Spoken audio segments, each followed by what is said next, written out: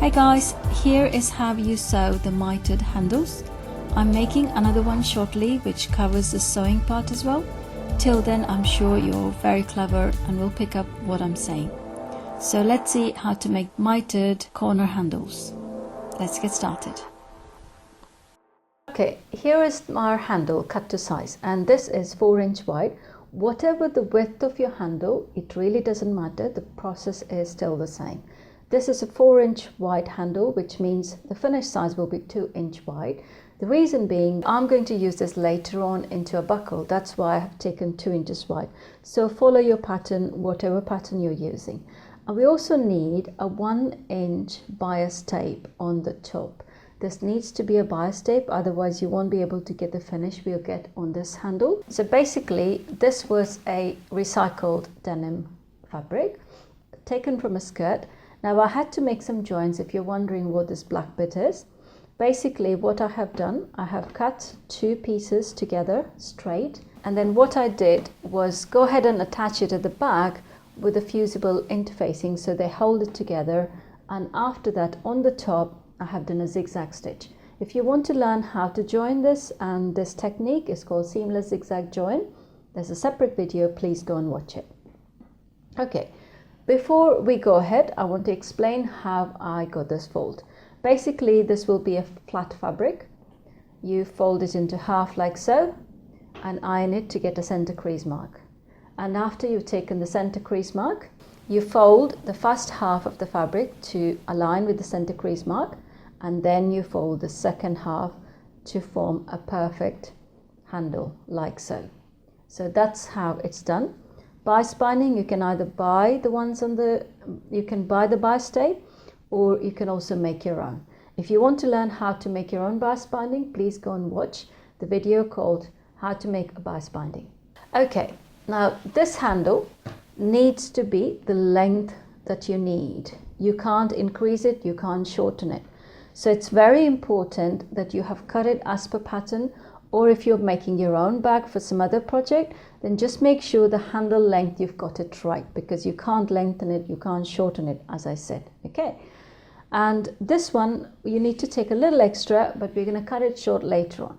So the first step is you're going to fold like so in the opposite direction, and then go and sew a 1/4 inch seam starting and finishing with a back stitch.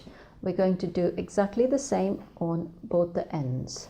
We start and finish with the back stitch, and we're sewing a 1/4 inch seam.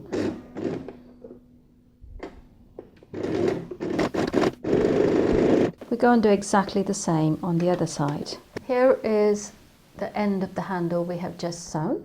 Just go ahead and trim the corner. Don't cut the stitch, just trim the corner like so. Just hold it like so, and then press it with a hot iron, and you might have to put your fingers in there. Please don't burn your fingers, just be careful. Just go for a medium iron, and then you will see, you can already see the V taking shape. The fabric we have cut is just forming the right V, and it's not in the way and forming the bulky corner. Okay, so what we do, we now just turn it over like so, and either put a little pencil or a knitting needle, and then you get a pointed V like this. Now make sure this center joins the center crease you have made earlier, which means the fabric here and the fabric here is exactly the same, and this is a straight line. And now just go and iron so we form our V here. Okay, now we go back to the old crease we had, and then form it back like so, and then press it with iron. Now we have got the base ironed in neatly. We need to do exactly the same for the top.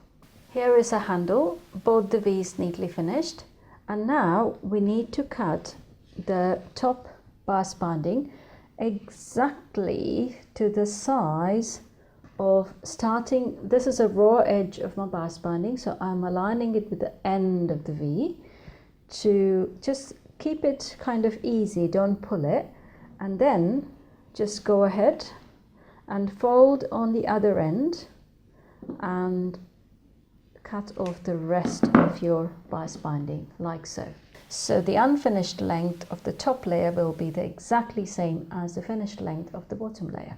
Okay, so now we fold like so and take it to the opposite side and go and sew a 1/2 inch stitch starting and finishing with a back stitch, exactly how we did with the top. When you're sewing smaller pieces of item, this is a little trick that you could do, because when you start off with a back stitch, sometimes the fabric goes and sticks in, and then there's all sorts of going on in the machine. So I just sew like so, and then I go and sew the bottom of my bias binding, and this way the thread won't get stuck.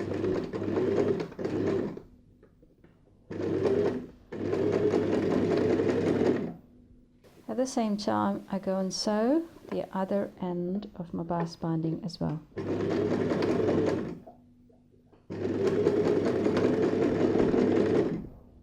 Okay, the same way we are going to turn this in and just poke the corners with a pencil. Now we just go ahead and make sure that's in a straight line and iron it. If you're using a taffeta bias binding, self-made bias binding like mine, just be careful about the iron heat, because this could burn quite easily. And now we go and place it back like so and fold it back into place. Now what we're going to do is go and place this like so and sew on the top.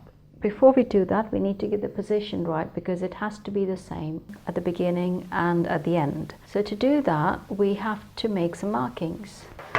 Okay, take your base handle, fold it into half, match the pointed V's together, and just make a marking. So we get the marking at the center. Now we take the bias binding, fold it into half, and I would probably just do a little iron mark, so we just get the marking, because we only need it for a second. So match those two markings like so, and at the center place a pin to hold it. So now what's going to happen is we're going to start in the center, go all the way and stitch back to the center, and then go all the way and come back and finish where we started.